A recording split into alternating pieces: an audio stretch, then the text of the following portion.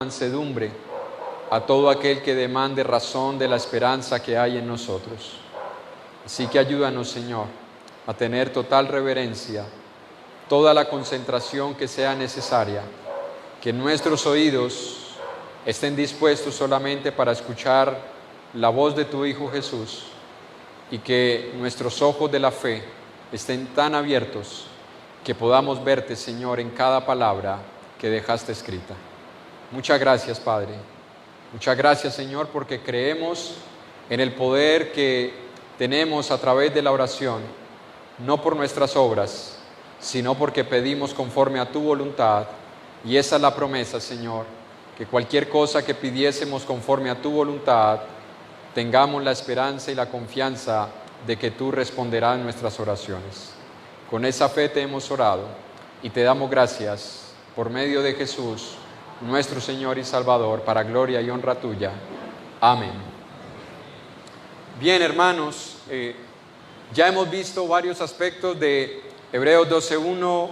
Ahorita vamos a ver la última parte, hermanos, y es que debemos recordar que la palabra de Dios nos describe, o más bien describe, nuestra relación con Él como un andar. Yo no sé si usted ha leído cuántas veces que la palabra nos dice, andad en Él.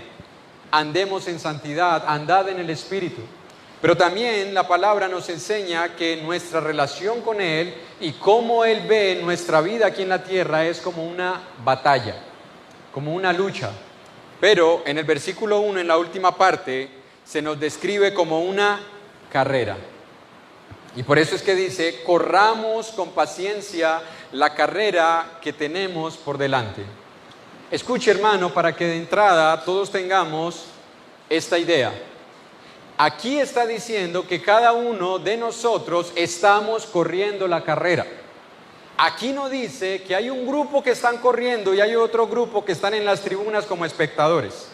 Esto no es un partido de fútbol, esto no es una división entre un grupito que están luchando, que están trabajando, que se están esforzando, y otro grupito que están contemplando cómo los que están allá abajo están luchando, están corriendo y se están fatigando. La invitación o lo que nos dice la palabra es que cada uno de nosotros está corriendo la misma carrera. Y desde esa perspectiva es que ahí mismo en Hebreos capítulo 10, versículo 23 al 25, la palabra nos dice, mantengamos firmes sin fluctuar la profesión de nuestra esperanza, porque fiel es el que prometió. Y escuchen lo que dice el 24. Y considerémonos unos a otros para estimularnos al amor y a las buenas obras, no dejando de congregarnos como algunos tienen por costumbre, sino exhortándonos, y tanto más cuanto veis que aquel día se acerca. Escuche, hermano y hermana, lo que nos dice la palabra es que todos nosotros tenemos una profesión. Y aquí no está hablando de una profesión secular, aquí está hablando de lo que usted y yo profesamos. Todos profesamos seguir a Cristo, todos profesamos ser hijos de Dios, todos profesamos adorar a Dios. Entonces la palabra dice, mantengamos sin fluctuar la profesión de nuestra esperanza. Pero no solamente eso, nos dice, versículo 24, considerémonos, ¿quiénes con quiénes? Unos a otros. Hermanos, no hay dos grupos. No hay un grupo que está corriendo y fatigándose, y otro grupo que está allí para animarlo, para alentarlo y para echarle agüita cuando se cansa. Dice, considerémonos unos a otros para estimularnos.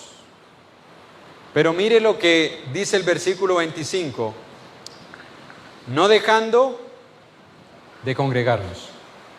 Yo sé, hermanos, que nosotros somos iglesia aquí y cuando termine este servicio y salgamos a nuestros lugares, seguimos siendo iglesia.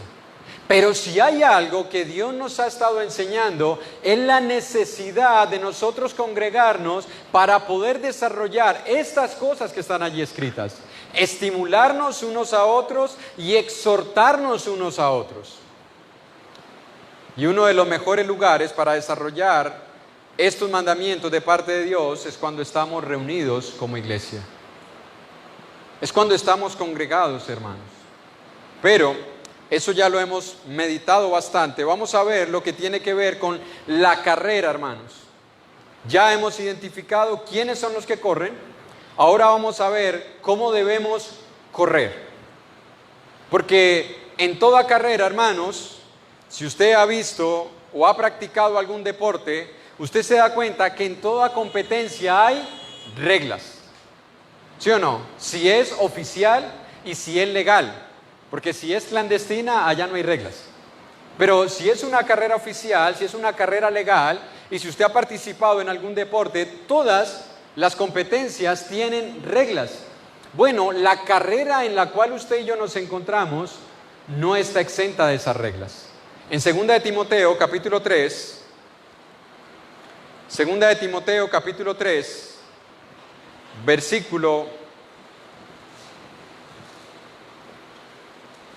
capítulo 2, versículo 3 al 5, dice: tú pues sufre penalidades como buen soldado de Jesucristo.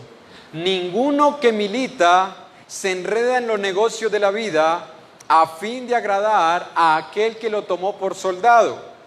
Y también el que lucha como atleta no es coronado, sino lucha legítimamente.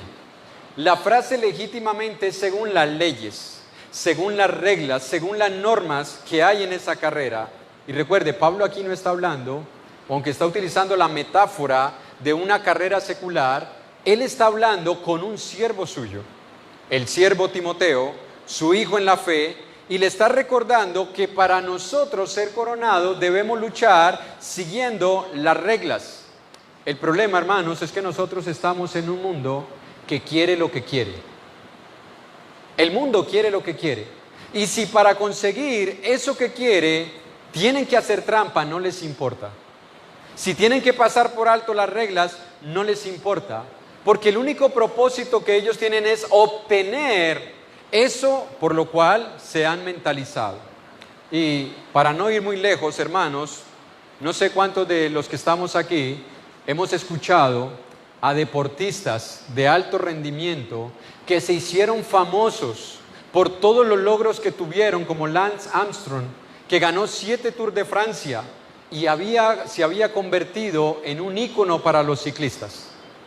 Pero qué decepción cuando después de unas investigaciones y unas denuncias que se hicieron, se descubrió que había hecho trampa, que se había dopado con la famosa sustancia EPO y le quitaron los títulos.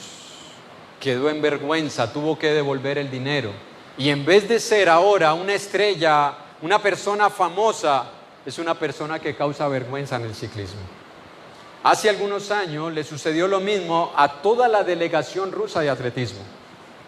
Escuche, toda la delegación rusa de atletismo no fueron invitados a participar en los Olímpicos ni los Paralímpicos de Río 2016. ¿Por qué razón?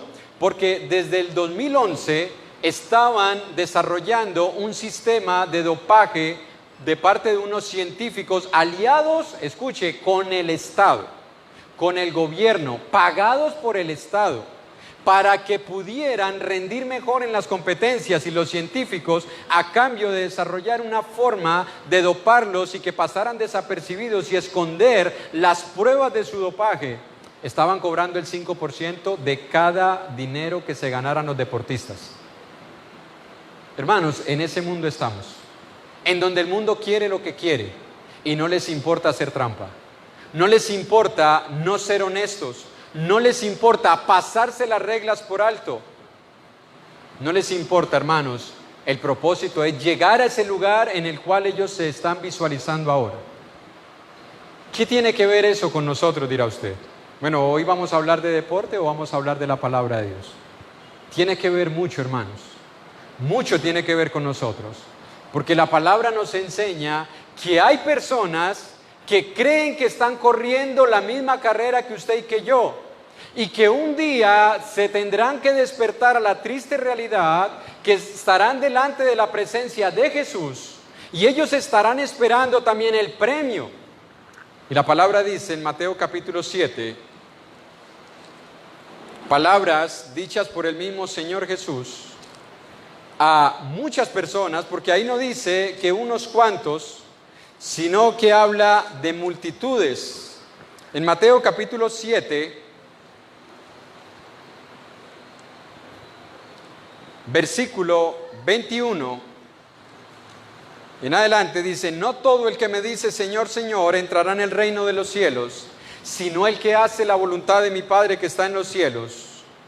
Muchos me dirán en aquel día: Señor, Señor, ¿no profetizamos en tu nombre, y en tu nombre echamos fuera demonios, y en tu nombre hicimos muchos milagros?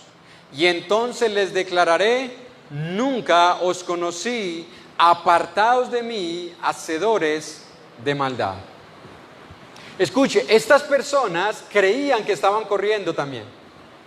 Estas personas estaban convencidas que al final de sus vidas les esperaba la corona de justicia, que era el premio para esa época a todos los ganadores de una competencia.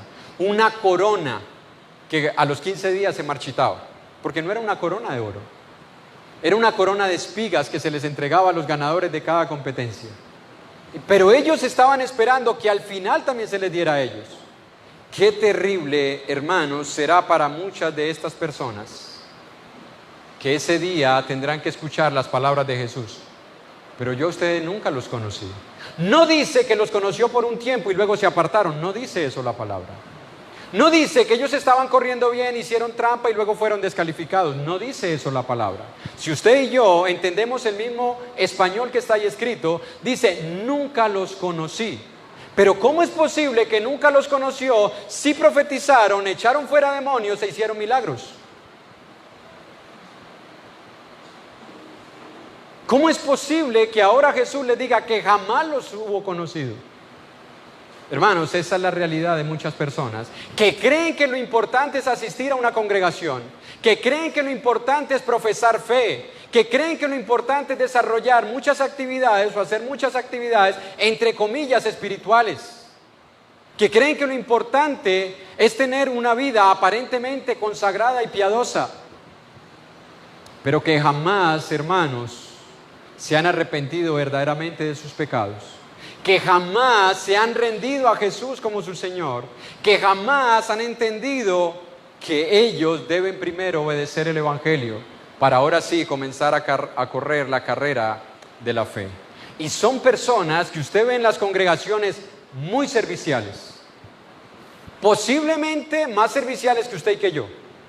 Son personas que se ven muy activas, posiblemente más activas que usted y que yo. Y puede que incluso sean muy moralistas, más que usted y que yo. Pero la palabra de Dios nos dice que nadie se salva por sus actividades, nadie se salva por ser muy serviciales, nadie se salva por tener cierta apariencia de moralidad. Somos salvos por la fe en Jesús y su sacrificio. Somos salvos por la fe en Jesús y su sacrificio. Lo demás viene como resultado de haber entendido que somos salvos. No hacemos obras para ser salvos. Hacemos obras porque ya somos salvos. Esa es la diferencia entre el moralista y el que es salvo. Esa es la diferencia entre el que aparenta tener piedad y el que vive la piedad, porque Cristo ha regenerado su corazón. Así que la palabra nos advierte, hermanos, del peligro del autoengaño. Hay un peligro, hermanos, del autoengaño. Y es por eso que ya nos ha dicho en el primer versículo: despojémonos de todo peso y del pecado. ¿Por qué debemos despojarnos de todo peso y del pecado, hermanos? Porque el pecado nos puede engañar haciéndonos creer que nosotros hemos avanzado mucho en la carrera de la fe y resulta que posiblemente estemos enredados en nuestros pies con el pecado y no hayamos avanzado lo que Dios desea que ya hubiéramos avanzado. Y por eso es que la palabra de Dios, ahí mismo en Hebreos, en el capítulo 6, le tuvo que decir a los hermanos, debiendo ser ya maestros. Hermanos, las iglesias del Señor están llenas de personas que se han acostumbrado solamente a abrir la Biblia el domingo, a vivir su fe dentro de 3 o 4 paredes, a practicar su cristianismo solamente 2 horas y media al domingo. porque creemos que eso es todo lo que importa, porque creemos que eso es suficiente. No hemos entendido que nosotros somos hijos de Dios ahorita y cuando salgamos de este lugar, en el trabajo, en el colegio, en la universidad, con la familia, con los vecinos. Pero es el pecado el que nos ha engañado, hermanos, y ha impedido que nosotros avancemos lo suficiente en nuestra vida cristiana y que crezcamos en nuestra fe. Ahí mismo en Hebreos capítulo 3, versículo 12 y 13 dice: mirad, hermanos, que no haya en ninguno. Escuche, hermanos, esa palabra ninguno está diciendo que todos los que estamos aquí corremos este riesgo. Mirad que no haya en vosotros, en ninguno de vosotros, corazón malo de incredulidad para apartarse del Dios vivo. Antes, exhortaos los unos a los otros cada día, entre tanto que se dice hoy, para que ninguno de vosotros se endurezca por el engaño del pecado. Escuche, hermano y hermana, el pecado nos engaña. ¿Y sabe cuál es el problema de uno estar engañado? Que uno no sabe que está engañado. Ese es el problema. La persona que está engañada no sabe que está engañada. El día que la persona engañada sepa que no está engañada, ya no está engañada. Pero el pecado nos engaña y nos hace creer que nosotros estamos bien, que nosotros estamos corriendo bien, porque hemos visto que hemos logrado ciertas cosas que nos habíamos propuesto antes. Pero la palabra nos dice: hermanos, no sea que alguno se endurezca por el engaño del pecado. El problema de estar engañados es que nuestro corazón se va endureciendo. Y el problema de un corazón endurecido es que cuando es exhortado y confrontado con su pecado, no lo acepta. Escúchame, hermano, no lo acepta. Esa es la persona que cuando tú y yo somos confrontados por algo decimos: pero yo no lo veo así. Pues la verdad puede que para usted sea malo, pero para mí no. Pues usted lo puede ver de esa manera, pero yo lo veo de otra. Siempre estamos buscando excusarnos y justificarnos. ¿Cuál es la razón? El pecado nos ha engañado. Ha endurecido nuestro corazón. Hemos perdido la sensibilidad espiritual para poder escuchar la voz de Dios y arrepentirnos cuando lo es necesario. Así que debemos correr, hermanos, siguiendo las reglas. Y cada vez que usted y yo pecamos, infringimos las reglas, porque el pecado es infracción de la ley. Esta carrera, hermano, no se gana por los muchos años que llevemos en la iglesia. No se gana por el reconocimiento que nosotros tengamos. No se gana porque tengamos capacidades de oratoria o de elocuencia. No se gana porque oremos muy bien y dejemos impactados a los oyentes, como si la oración fuera para las personas y no una comunicación con Dios. Esta carrera se gana siguiendo las reglas. La palabra dice: seguid la paz y la santidad. Esta carrera, hermanos, se gana siguiendo la paz y la santidad, sin la cual nadie verá al Señor. Es viviendo en paz y es viviendo en santidad. Si yo no vivo en esas dos cosas, yo estoy rompiendo las reglas. Y no importa cuánto me esfuerce en la carrera, no importa cuánto me fatigue en la carrera, no estoy avanzando. Yo no sé cuántos de los que están aquí jugaron algunos jueguitos que cuando usted llegaba a cierto lugar lo devolvían. La escalera, ¿recuerdan? Usted iba en la escalera y llegaba a un lugar que le decía: devuélvete 13 cuadros. Y a usted le daba ese desespero de que ya había avanzado tanto y ahora le tocaba devolverse, y para colmo el que estaba al lado suyo cae en una casilla que le dice: avanza 10 cuadros. Bueno, muchas veces así es como nos estamos viendo. Aquellos que al principio no crecían ahora han avanzado, y aquellos que creíamos que al principio habían avanzado mucho ahora están retrocediendo. Se han devuelto. ¿Por qué, hermanos? Porque no nos hemos despojado del peso y del pecado y nos tiene enredados los pies. Y ha endurecido nuestro corazón. y nos ha engañado, pero nosotros pensamos que no.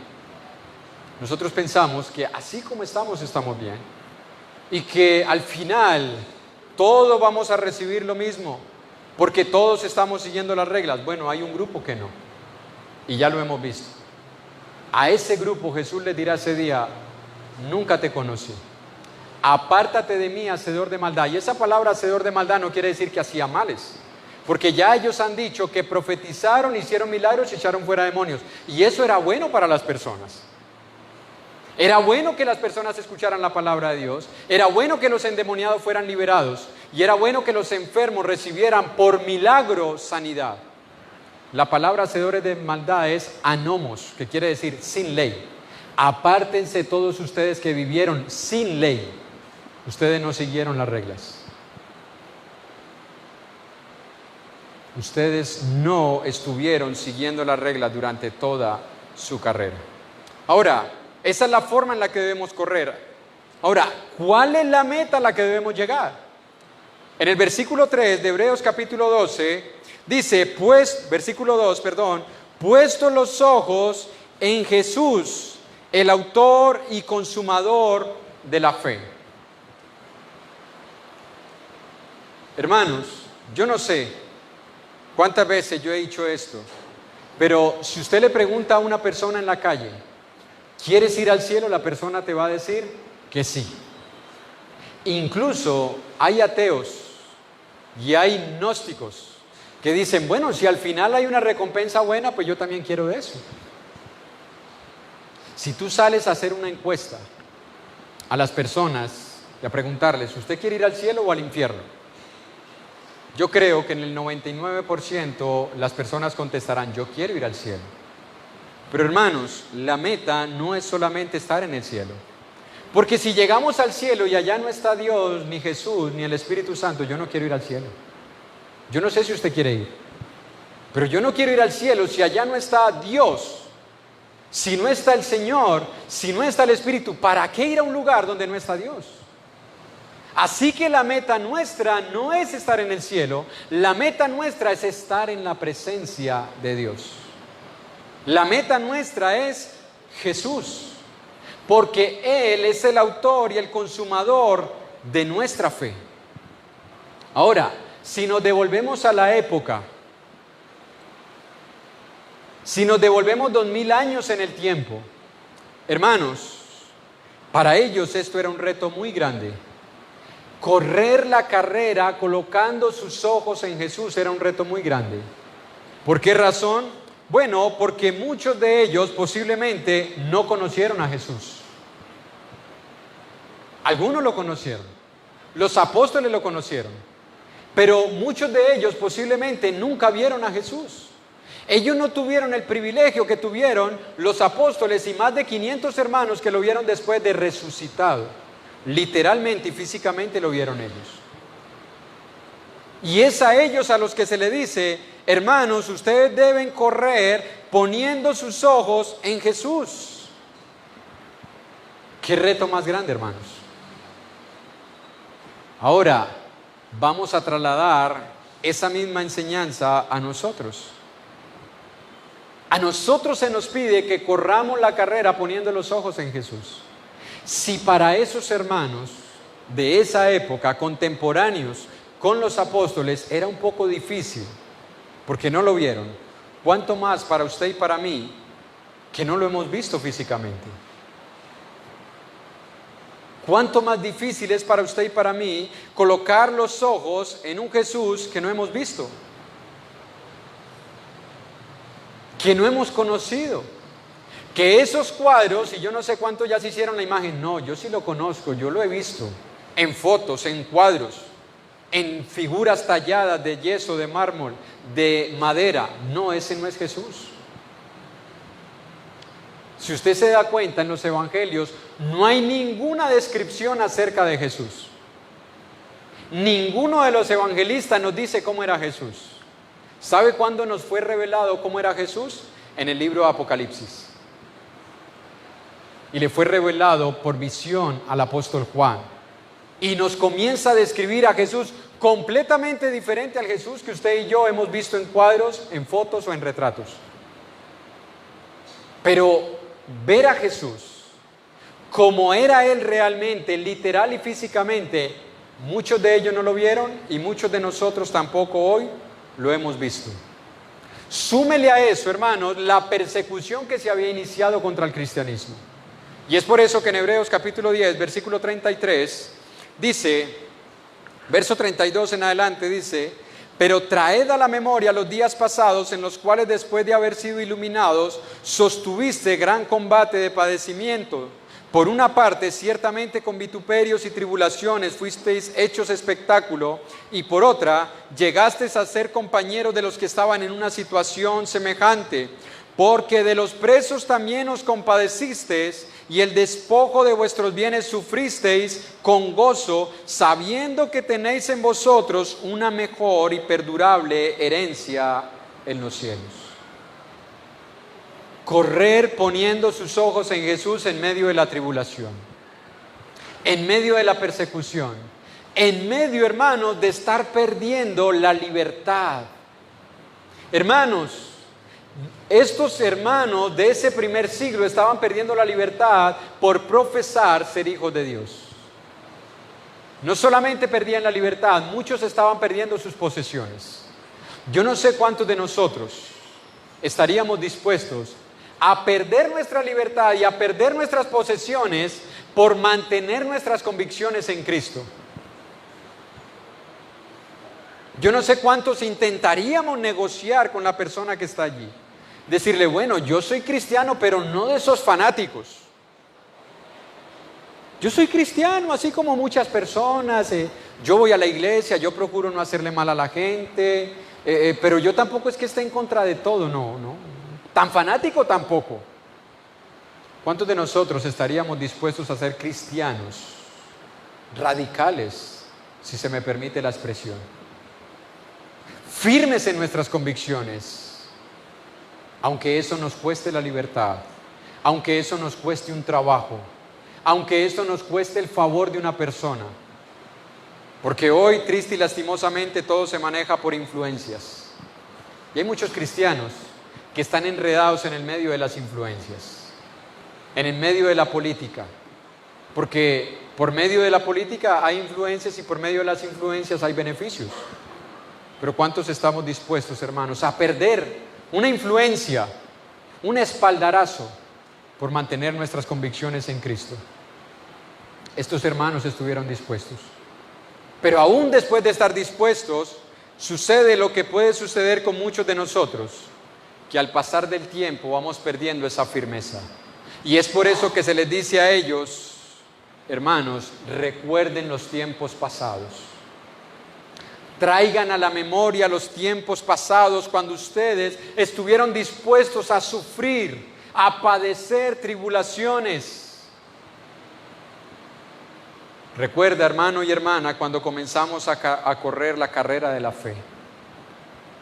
Recuerda esos tiempos, hermano y hermana, que estábamos dispuestos a correr con afán, con fatiga y con diligencia, que estábamos dispuestos a renunciar cualquier cosa que nos estuviera estorbando.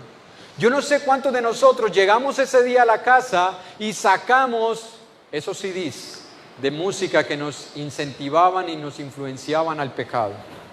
Yo no sé cuántos fueron y sacaron esas revistas prohibidas debajo del colchón o debajo de la llanta de reparación, de repuesto del carro, donde muchos las esconden, ¿no? Yo no sé cuántos cogimos esos celulares y comenzamos a vaciarles contenido que no era bueno para nuestra alma. Yo no sé cuántos y cuántas hermanas llegaron a su casa, vieron el closet y dijeron, esto no es decoroso ni pudoroso, esto no más conmigo. Pero al pasar del tiempo comenzamos nuevamente a reciclar, porque el cristiano lo que hace es eso, reciclar. No es que toma nuevos pecados, los recicla. Y como decía un comentarista bíblico, y el diablo tiene el arte de envolvernos el mismo pecado, pero en un sobre nuevo para que nosotros nos sorprendamos con él. Ese es el arte del diablo. Coger los antiguos pecados, cambiarles el papel, la envoltura y ponerles un moño más atractivo para que nosotros volvamos a adquirirlos. Estos hermanos estuvieron dispuestos a correr la carrera, despojándose de todo lo que les impedía caminar por fe, vivir por fe. Aparte de eso, hermanos, ellos tenían que estar corriendo la carrera de la fe, poniendo sus ojos en Jesús, que no veían, mientras que en competencia tenían la ley judía y todo el sistema judío, que tenían un templo visible, sacerdotes visibles, sacrificios visibles, los utensilios visibles, el propiciatorio visible, la ley visible, todo un sistema visible. Y el cristianismo les ofrecía a estos hermanos creer en un Jesús que estaba muerto y que ya no veían. Creer que ahora la iglesia era el templo de Dios, pero que no tenían físicamente ningún lugar. Creer que todo lo que los apóstoles y profetas les decían era la palabra de Dios, aunque no la tenían visiblemente ni literalmente. Creer en el sacrificio de Jesús. Hermanos, era difícil. Creer en cosas que no se veían, pero por eso es que Hebreos capítulo 11, versículo 1 nos dice: es por la fe la certeza de lo que se espera, la convicción ¿de qué? De lo que no se ve. Eso es la fe. Y la carrera que usted y yo estamos corriendo, hermanos, la debemos correr por la fe.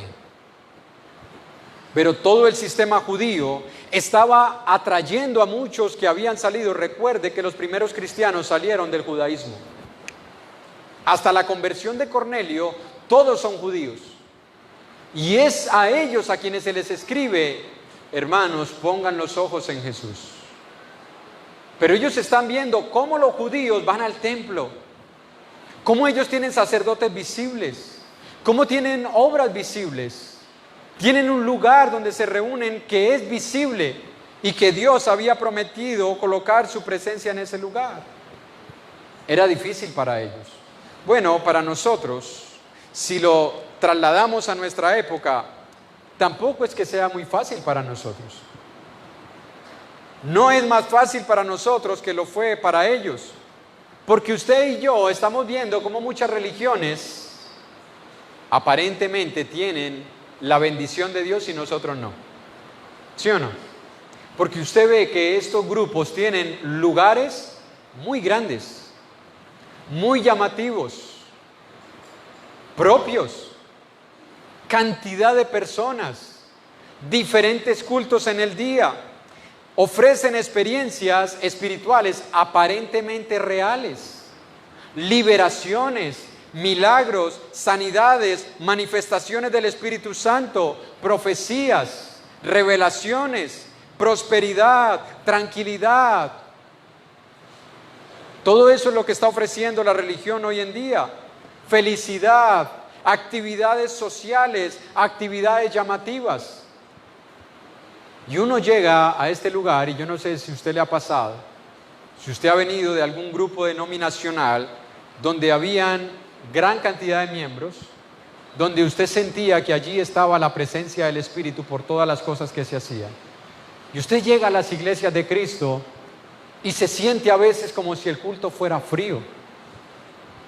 La alabanza no está acompañada de instrumentos. La adoración es solemne, reverente, sin alborotos. Y las personas se preguntan: bueno, ¿esta sí es la iglesia de Dios? Porque yo no siento que aquí el Espíritu de Dios obre. Es a nosotros a quienes también la palabra nos dice: pongan sus ojos en Jesús. No los pongan en las apariencias de este mundo. No los pongan en las cosas visibles de este mundo. No lo pongan en las actividades. No lo pongan en las experiencias. No los pongan en las cosas que apelan a los ojos. Pongan sus ojos en Jesús, el autor y consumador de su fe. Por otro lado, estos hermanos tenían que poner sus ojos en Jesús, pero evitando ser distraídos por el mundo. Yo no sé si ustedes han leído El progreso del peregrino de Juan Bunyan. Hay una parte en el progreso del peregrino donde los habitantes de Canaán están de peregrinaje pasando por la ciudad de la vanidad. Y ellos, para poder llegar a la casa, a la puerta de la gloria, tienen que pasar por la ciudad de la vanidad, la vereda de la vanidad. Y los habitantes de Canaán comienzan a caminar, y en la ciudad de la vanidad había una feria ese día. Habían lugares donde se vendía ropa, objetos, adornos, perfumes, decoraciones para el hogar. Y los habitantes de Canaán comenzaron a caminar, y eso impactó la ciudad, porque todos los habitantes de la ciudad de la vanidad se vestían diferente a los habitantes de Canaán.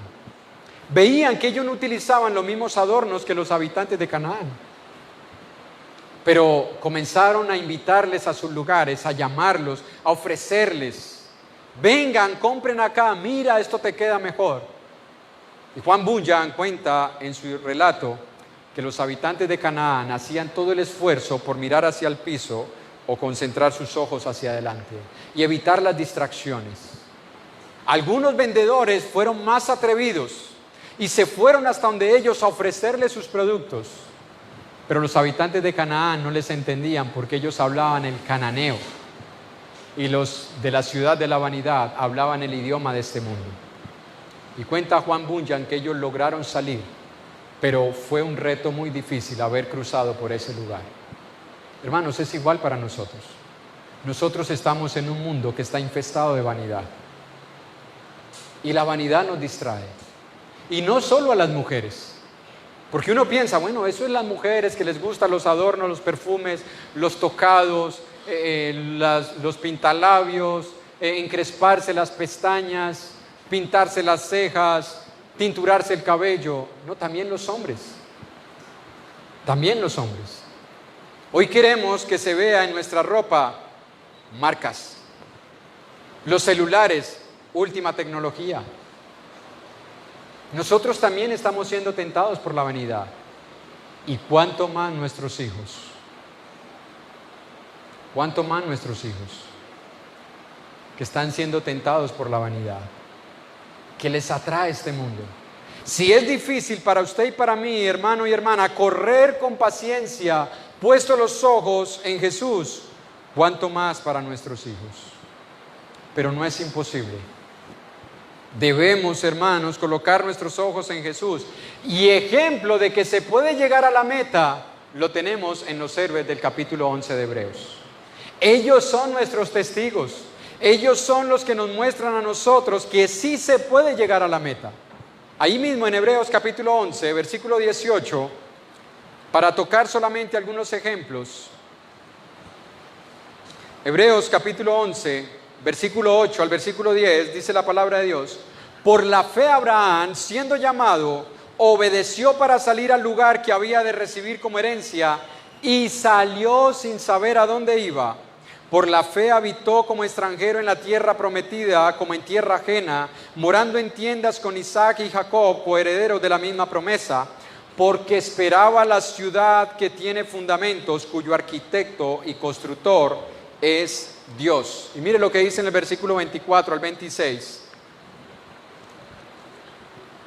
Por la fe Moisés, hecho ya grande, rehusó llamarse hijo de la hija de Faraón, escogiendo antes ser maltratado con el pueblo de Dios que gozar de los deleites temporales del pecado, teniendo por mayores riquezas el vituperio de Cristo que los tesoros de los egipcios, porque tenía puesta la mirada, ¿dónde? Escuche, vivir como el hijo de la hija de Faraón. Eso es como vivir hoy en día, no la casa de Nariño. Eso es vivir, hermanos, en la Casa Blanca. Y Moisés estuvo dispuesto a rehusarse, a disfrutar de todos esos deleites temporales, porque tenía la mirada puesta ¿en quién? En el galardón. Hermanos, un comentarista se hacía esta pregunta: ¿qué es lo mejor que Dios le puede dar al hombre? Y muchos comentaristas contestan: la salvación, el perdón de sus pecados, la vida eterna, llegar al cielo, gozar de su presencia. Hermanos, el mejor regalo es Dios mismo. No hay nada más grande que Dios. El mejor regalo que Dios le puede dar al hombre es darse Él mismo a nosotros. Moisés tenía su mirada puesta en Dios, en el galardón. Y por eso es que la palabra nos dice: corran con paciencia la carrera que tienen por delante y pongan sus ojos en Jesús. Estos hombres estuvieron dispuestos a despojarse y a renunciar a todo lo que este mundo ofrece y mantener sus ojos en el autor y consumador de la fe, aunque para el mundo ellos fueron unos fracasados. Porque para el mundo eso fueron. ¿Qué cree usted que pensó Ramsés cuando vio que Moisés prefirió irse a vivir a un lugar cuidando vacas ajenas y ovejas ajenas? Mientras él se quedaba en el palacio gobernando, disfrutando de personas que le servían y le atendían cada día. ¿Usted cree que él pensó que Moisés era una persona exitosa y que él que se había quedado en el palacio era una persona fracasada? No. Eso mismo piensa el mundo. Cuando usted y yo estamos dispuestos a renunciar a lo que el mundo cree que es un tesoro. ¿A qué renunció Moisés? A la comodidad de estar con su familia. Porque Moisés venía de una familia muy adinerada. Venía de Ur de los Caldeos, lo que es hoy Irak, donde están las reservas más grandes de petróleo de todo el mundo. Claro que en la época había riquezas de oro y de piedras preciosas, porque es un lugar donde hay mucha minería. Pero Abraham venía de una familia adinerada y estuvo dispuesto a renunciar a eso, a la comodidad, a la tranquilidad, y comenzar a morar en tiendas. Escuchen, no tiendas de esas donde venden gaseosa, comida, papitas, no. Tiendas es carpas, y no las carpas que usted y yo tenemos, que le metemos colchón abullonado, colchón de agua o de aire. No, tiendas, hermanos. Cosas que ellos mismos tenían que fabricar. Estaban expuestos a los animales, a las inclemencias del tiempo, pero estuvieron dispuestos a renunciar a todo eso. Para el mundo eran unos fracasados, para Dios ellos eran ricos espiritualmente. Y es por eso que un comentarista, un autor, hablando acerca de esto, escribió, y cito: aquellos que sufrieron lo que el mundo consideraría una miserable derrota, corrieron la carrera por la fe. Aunque sufrieron y fueron muertos por la espada, fueron tan héroes como todos los héroes anteriores. Todos ellos testificaron para nosotros. Los pudimos observar al recorrer el capítulo 11, y hubo muchos más en el Antiguo Testamento, como el mismo escritor nos advirtió en esa ocasión al decirnos que el tiempo le faltaría para contarnos de todos aquellos héroes de la fe. Ellos nos dieron a nosotros su testimonio y nos estimularon a correr esa carrera por la fe y a vivir por la fe. Esos héroes de la fe de Hebreos capítulo 11 no es solamente para que uno los vea y diga: uy, pero ese Abraham sí era un hombre de fe, ese Moisés sí hizo lo que posiblemente usted y yo no haríamos. Ellos están allí para decirnos: se puede llegar a la meta con los ojos puestos en el cielo. Se puede llegar a la meta sin distraernos por las cosas que este mundo ofrece. Y es por eso que la palabra nos dice que debemos correr. Hermanos, correr. Aquí no dice caminar. Aquí no dice estar sentados y que otros me vayan llevando. La vida cristiana no es una vida que tú y yo tomamos como en su época, en los años 60, la época de los hippies. Tómela suave. Y por eso es que usted se encuentra muchos cristianos que dicen: ¿y cómo vas, hermano, en tu fe? Ahí voy, hermano, despacio, no hay que afanarse. No hay que correr, porque del afán no queda sino el cansancio.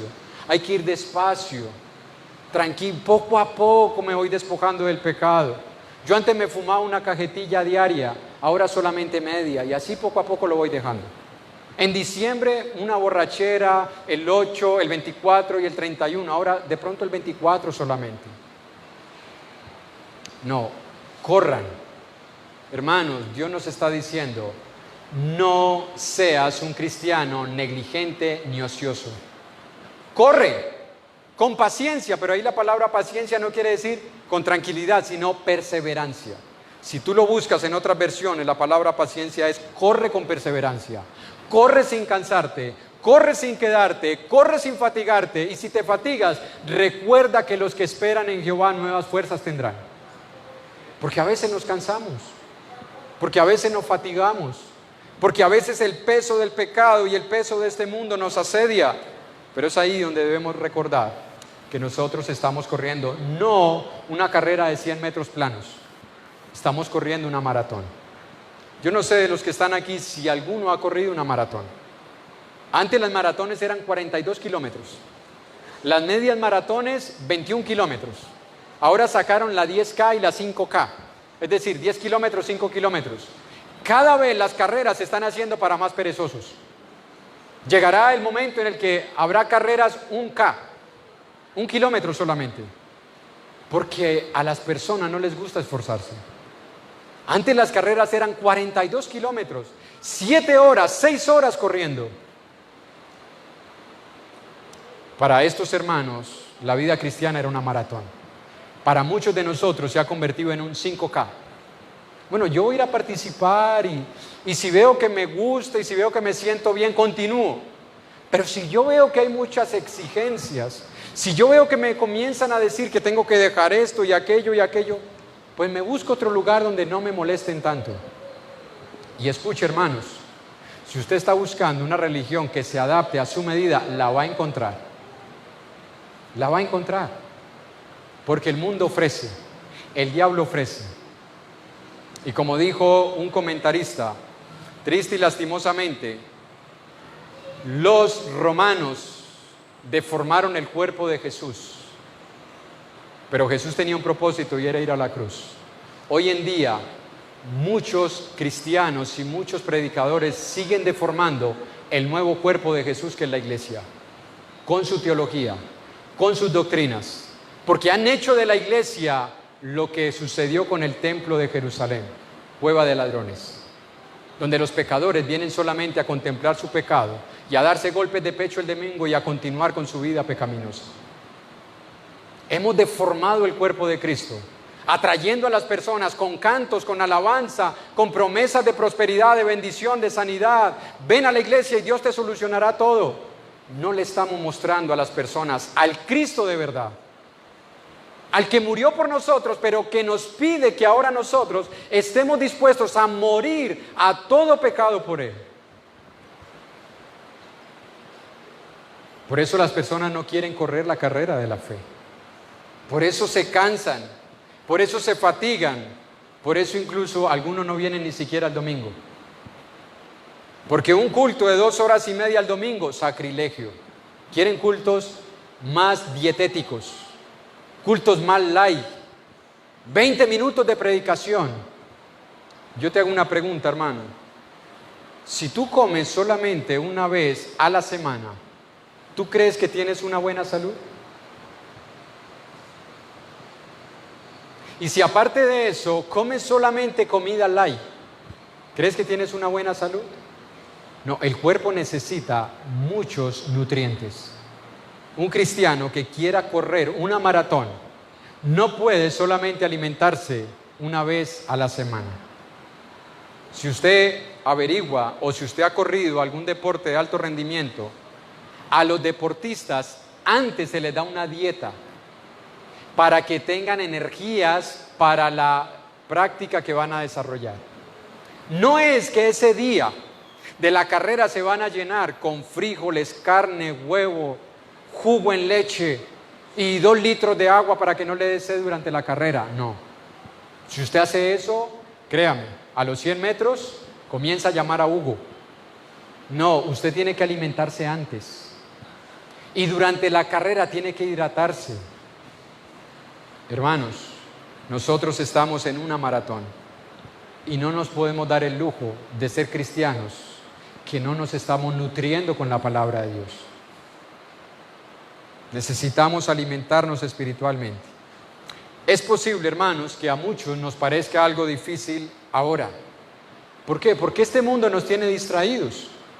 Hermanos, este mundo nos tiene distraídos. ¿Cuántos de los que están aquí se están viendo series?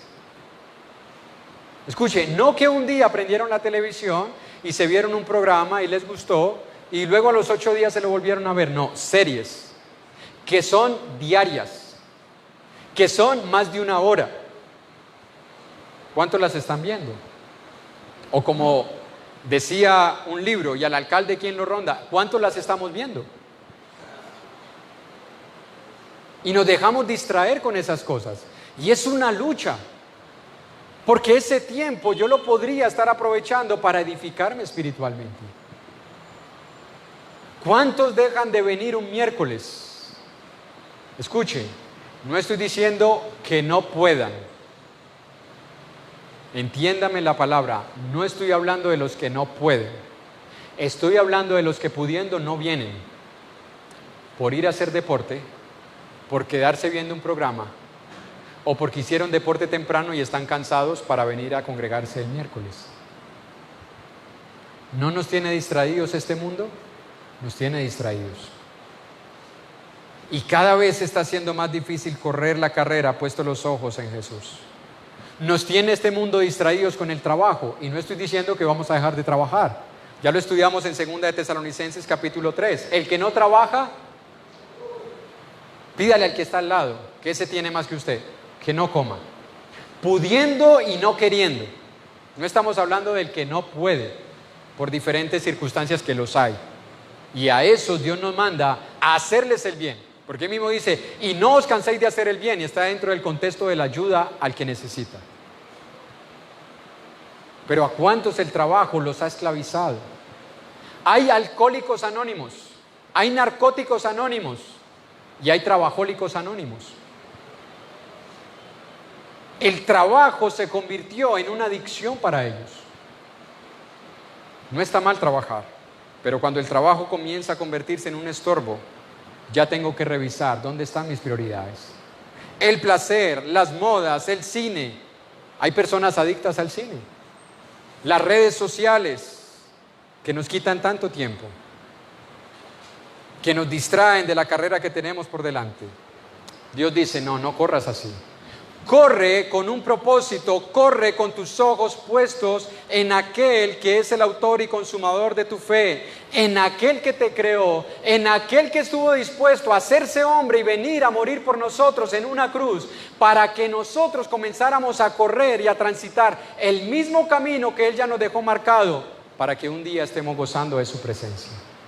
En 1 de Juan capítulo 3, versículo 2. Primera de Juan capítulo 3, versículo 2 y versículo 3. Dice, amados, ahora somos hijos de Dios. Escúcheme, hermano y hermana, si usted lo es, esto es para cada uno de nosotros. Ahora somos hijos de Dios, no dice que seremos. Y aún no se ha manifestado lo que hemos de ser, pero sabemos que cuando Él se manifieste seremos semejantes a Él, porque le veremos tal como Él es. Y todo aquel que tiene esta esperanza en Él se purifica a sí mismo, así como Él es. La pregunta, hermano y hermana, ¿qué esperanza tiene usted? ¿Usted tiene la esperanza de ver a Jesús un día en la eternidad? Poquito, de razón algunos no quieren correr. Tenemos la esperanza de ver a Jesús, aquel que se hizo hombre, aquel que murió por nosotros, el Hijo de Dios, el unigénito del Padre, el que habita en luz inaccesible y que estuvo dispuesto a renunciar a todo ello por venir y sufrir por nosotros en una cruz. ¿Le queremos ver? Amén. Versículo 3 dice, todo aquel que tiene esta esperanza en Él se purifica a sí mismo. Hermanos, la vida cristiana no se puede vivir contaminados con el pecado. No se puede vivir con un pie en el mundo y otro pie en la iglesia. Si usted ha visto, o haga usted el intento, cuando vaya por la calle y haya un muro alto, coloque un pie en el muro y otro pie en la carretera y camine. ¿Cómo se siente y cómo se ve? Así nos ve el mundo, hermanos. Cuando nosotros tenemos un pie en el mundo y otro pie en la iglesia. Así nos ve. Caminando raros, caminando diferentes, caminando de forma extraña. Eso no atrae. Eso no es llamativo. Eso no habla bien del cristianismo. Por eso nosotros necesitamos, hermanos, despojarnos de todo peso y del pecado. Corramos con nuestros ojos puestos en Jesús. No vivamos como los animales. Los animales viven sin propósito. Usted nunca ha visto un grupo de conejos que se reúna para cantarle a Dios. El cristiano sí, porque tenemos la imagen y semejanza de Dios no en lo físico, sino en lo espiritual. Nosotros tenemos conciencia, eso nos dice Eclesiastés. Dios ha puesto eternidad en el corazón de los hombres. Dios ha puesto en nosotros esa inclinación de saber que existe algo más que este mundo. Y por eso nos dice, pongan los ojos en las cosas de arriba y no en las de la tierra. Ahora no lo estamos viendo a Jesús literalmente, pero un día le veremos tal como Él es. Un día, hermanos, esas fotografías, esos retratos quedarán en el olvido, porque vamos a estar viendo realmente cómo es Dios, cómo es aquel que murió por nosotros en la cruz. Hay una historia de un joven que era muy talentoso. El joven quedó ciego en un accidente y él siguió su carrera universitaria, y en la carrera una mujer se enamoró de él y él se enamoró de ella. Recuerde que algunos dicen que amor a primera vista, entre ellos no hubo eso, porque él era ciego. No hay tal amor a primera vista, hay pasión a primera vista, y algunos se casan apasionados, pero no amando. Se casan por la primera impresión, no porque realmente conozcan a la persona. Bueno, este no fue el caso de estos dos. Ellos comenzaron una relación y se enamoraron, hasta que el joven le propuso matrimonio a ella. El padre de la joven, sabiendo que él había perdido la vista, no que había nacido ciego, comenzó a hacer averiguaciones de cómo podía ayudarle, y como él tenía los recursos, entonces le dijo: mira, he encontrado un médico que ya ha hecho estas cirugías y las personas han vuelto a ver. Yo estoy dispuesto a pagarte la cirugía para que tú puedas volver a ver. Así que el joven dijo: está bien, pero quiero que la cirugía... Él fue y habló con el médico le explicó todo, los pro y los contra. Y el joven dijo: está bien, voy a correr el riesgo, pero quiero que la cirugía me la hagan 2 semanas antes de mi día de matrimonio. La pregunta del padre fue: ¿por qué? Dijo: porque el médico me dijo que yo tenía que tener esas vendas 2 semanas y ese día me las debía quitar y ahorita podría ver. Así que ellos estuvieron dispuestos, se la hizo 2 semanas antes, y él le pidió el favor a su padre que lo llevara hasta el altar y lo dejara en el lugar para que cuando llegara la novia él pudiera recibirla y el padre le quitara las vendas de los ojos. El padre estuvo dispuesto, así que todo se desarrolló. El día del matrimonio, el joven estaba esperando a la novia llegó, todo el mundo se puso de pie. El padre le dijo: ha llegado tu novia. Así que el joven le dijo: papá, por favor, quítame las vendas. Le quitó las vendas y recuerde, eran personas adineradas, y si usted hay una boda aristocrática de personas de extracto 5, 6, 7 o estratosfera, usted se dará cuenta que allá la gente no grita, no hace ruido, no hace bulla como nosotros. La clase popular sí, ruido, y la novia llegó. No, allá la gente es más pausada, más calmada, en silencio. Pero cuando el joven vio a la novia, el novio lanzó un grito que lo sorprendió. ¡Oh, mi amada! Eres más hermosa de lo que yo me imaginaba. No te imaginaba así. Eres hermosa, mujer. Te amo ahora más que antes, porque ahora te puedo ver. Si eso sintió ese joven al ver a una mujer, hermanos, ¿qué vamos a sentir nosotros cuando veamos a aquel que murió por nosotros en la cruz? Cuando veamos al Hijo de Dios, que la palabra lo describe como el más hermoso de los hijos de los hombres. Cuando veamos a aquel Jesús que se hizo pobre siendo rico para morir por nosotros. Cuando veamos a aquel que estuvo dispuesto a sufrir los clavos y la cruz para que tus pecados y mis pecados fueran perdonados. ¿Qué vamos a decir en el cielo? Por eso es que la palabra describe que nosotros vamos a estar alabándole por toda la eternidad. Porque el solo hecho de verlo va a ser suficiente motivación para nunca dejar de decirle: santo, santo, santo eres, Señor, y digno de toda la alabanza. Corramos la carrera con los ojos puestos en Jesús, hermanos. Vale la pena poner nuestros ojos en Jesús. Vale la pena renunciar a este mundo, renunciar al pecado, renunciar a los placeres. Vale la pena decirle no al pecado, cualquiera que sea su manifestación. Vale la pena morir por Cristo, vale la pena entregar nuestra vida por Cristo. Vale la pena correr hasta fatigarnos. Vale la pena hacer el esfuerzo, hermanos. Vale la pena. Porque, oh, cuánta gloria vamos a recibir en el cielo. Oh, qué gozo vamos a tener cuando estemos delante de la presencia de nuestro Dios. En Apocalipsis capítulo 21.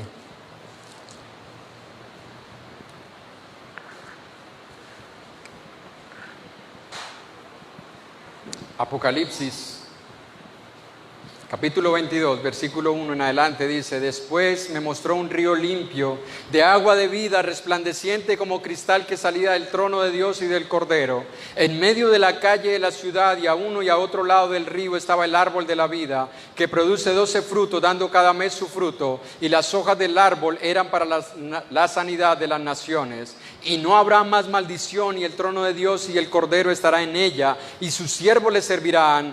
Y verán su rostro, y su nombre estará en sus frentes. No habrá allí más noche, y no tienen necesidad de luz de lámpara ni de luz del sol, porque Dios el Señor los iluminará, y reinarán por los siglos de los siglos. Y me dijo: estas palabras son fieles y verdaderas, y el Señor, el Dios de los espíritus de los profetas, ha enviado a su ángel para mostrar a sus siervos las cosas que deben suceder pronto.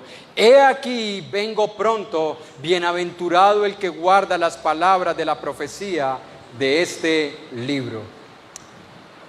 La palabra dice, hermanos, que nosotros veremos su rostro.